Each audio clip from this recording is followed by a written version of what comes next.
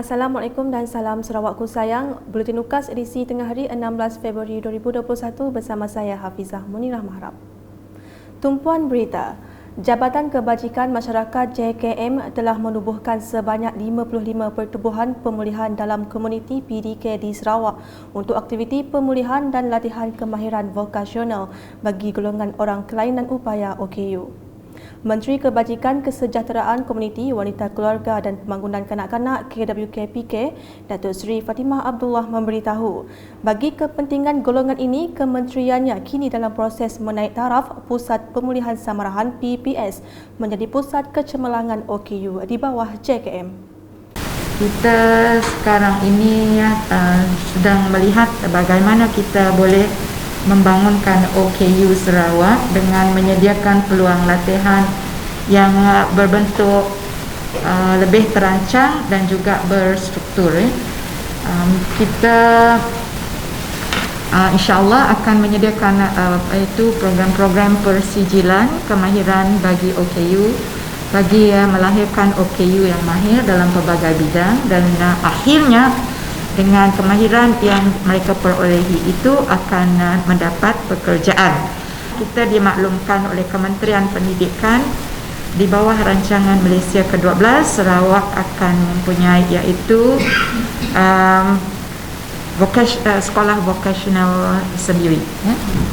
Dalam sidang media di pejabatnya pada Isnin, Datuk Seri Fatimah menambah kementeriannya telah mengadakan lawatan ke pusat kemahiran sedia ada bagi mengenal pasti keperluan warga berkenaan semasa proses pembelajaran.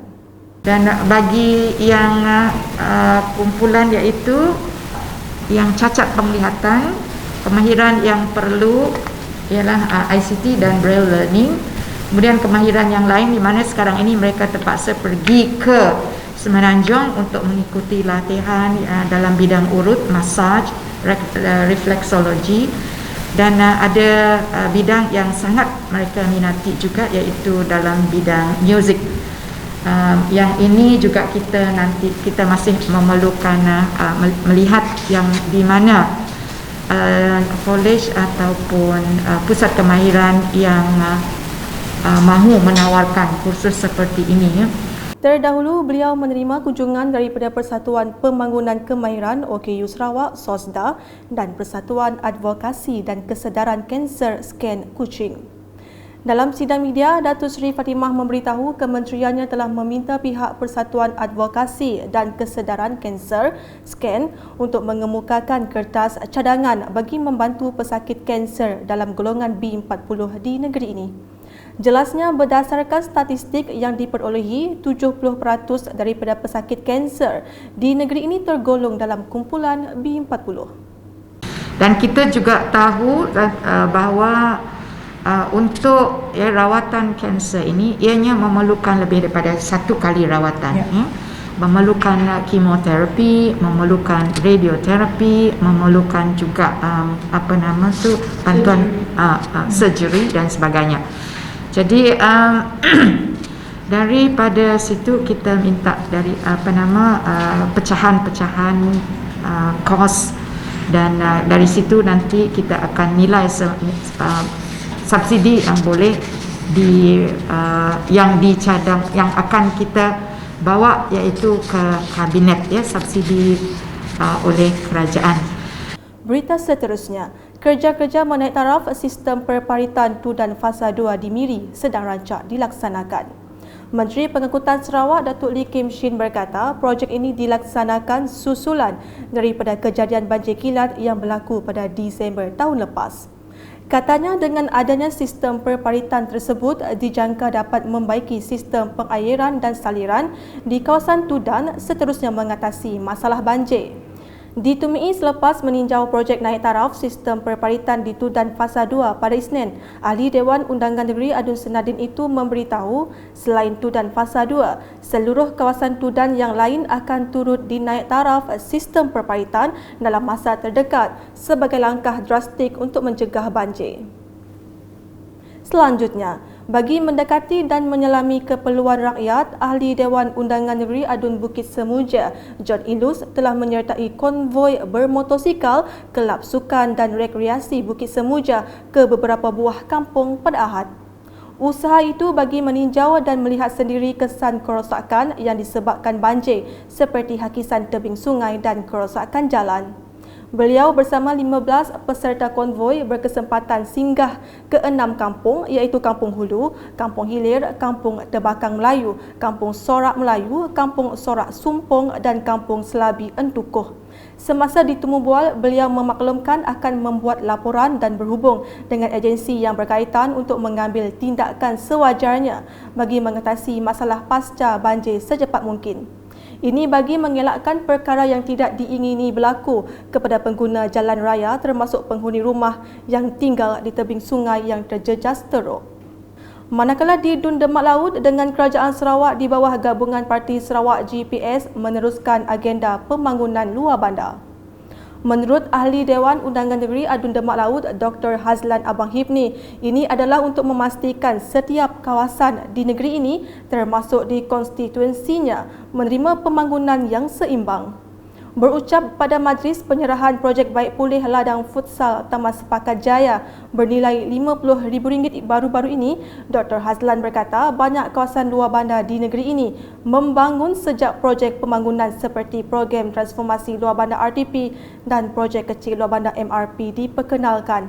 Sekaligus ia katanya mencapai objektif inisiatif diperkenalkan oleh bekas Ketua Menteri Allahyarham Perhin Sri Adnan Satem untuk melihat pembangunan luar bandar dan bandar seimbang. Lebih signifikan lagi, ujar Dr. Hazlan, Kerajaan Sarawak di bawah Ketua Menteri Datuk Petinggi Dr. Abang Abdul Rahman Zuhari Tun Datuk Abang Openg telah meneruskan agenda pembangunan luar bandar dengan memperuntukkan lebih 70% daripada keseluruhan bajet negeri untuk pembangunan luar bandar Sarawak. Selanjutnya mengenai pelan vaksinasi di Sarawak yang akan bermula pada 27 Februari ini. Menurut Pengarah Jabatan Kesihatan Negeri JKN Sarawak, Dr. Chin Zin Hing, fasa pertama pelan vaksinasi dihaskan kepada semua petugas barisan hadapan. The vaccination plan for COVID for Sarawak for the phase 1 will start on the 27th of February, right, 2021. Okay, so there will be altogether 56 centers where we will do the vaccinations. For information, the phase 1 is only for the frontliners, all right? So it involves medical and health staff, police, army, and from the APM and so on, those who are involved in the frontline, all right? Berkata demikian dalam sidang media harian COVID-19 pada Isnin, Dr. Zin Hing menambah setiap petugas barisan hadapan perlu mendapatkan 2 kali dos suntikan vaksin Pfizer tersebut. Antara 56 pusat kesihatan yang menyediakan perkhidmatan vaksinasi adalah seperti tertera.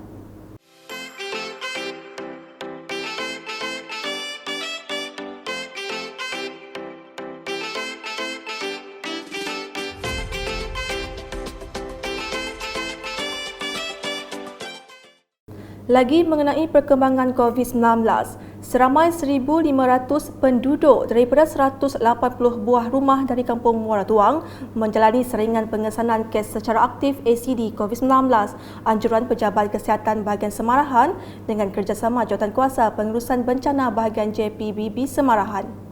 Ujian saringan itu dijalankan dari rumah ke rumah dan di Dewan Serbaguna Kampung Muara Tuang bermula jam 8.30 pagi sehingga 3 petang pada Isnin. Seramai 84 petugas telah membantu dalam mengendalikan proses saringan itu, termasuk petugas daripada Pejabat Residen Bahagian Semarahan, Polis Diraja Malaysia Kota Semarahan, RELA Daerah Semarahan, Angkatan Pertahanan Awam Daerah Semarahan dan Jabatan Kebajikan dan Masyarakat Bahagian Semarahan. Program ACD tersebut dilakukan atas arahan Jawatankuasa Pengurusan Bencana Bahagian Semarahan susulan penularan kes COVID-19 di kawasan berkenaan. Sekian edisi Tengah Hari bersama saya Hafizah Munirah dan kru penerbitan. Berita lebih lanjut boleh didapati di semua platform media sosial UKAS termasuk portal ukas.sarawak.gov.my dan pastikan anda subscribe UKAS Channel di YouTube. Salam UKAS.